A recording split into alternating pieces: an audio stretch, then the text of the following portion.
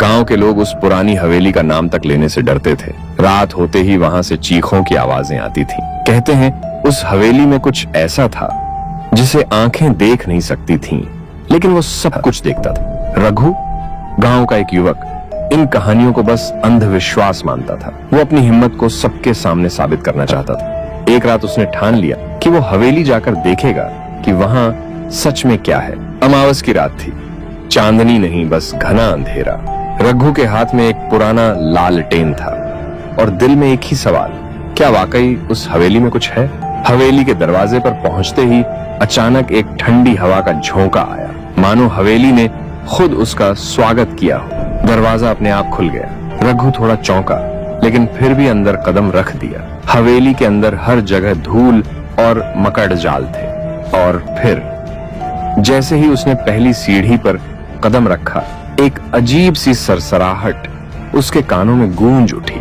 वो आवाजें क्या वो हवेली के अंदर थीं या रघु के मन का खेल? लेकिन अब उसे लग रहा था कि वो अकेला नहीं है। कोई या कुछ उसकी हर एक हरकत देख रहा था। अचानक लालटेन की लौ कांपने लगी और हवेली में अजीब सी ठंड फैल गई। रघु ने पीछे मुड़कर देखा, लेकिन वहां कोई नहीं था। वो आगे बढ़ा, सीढ़ियों से ऊपर। जैसे जैसे वो हवेली के दिल में जाता गया, उसके दिल की धड़कनें तेज होती गईं और फिर उसे एक कमरा दिखा। दरवाजा आधा खुला था और उसके अंदर अंधेरा, इतना गहरा अंधेरा मानो वो अंधकार एक जिंदा चीज हो। रघु ने कांपते हाथों से दरवाजे को धक्का दिया। कमरा बिल्कुल शांत था, पर उस शांत माहौल में एक डरावनी सिहरन थी।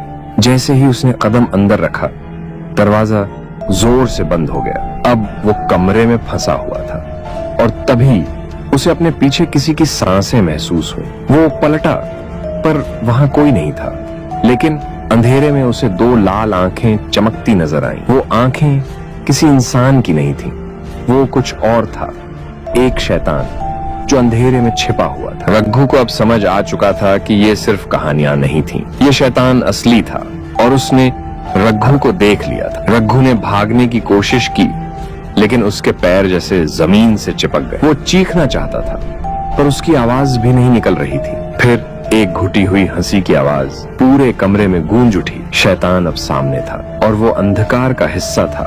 रघु ने अपनी आखिरी हिम्मत जुटाई और लालटेन को शैतान की तरफ फेंक दिया, पर अंधकार ने उस रोशनी को भी निगल लिया।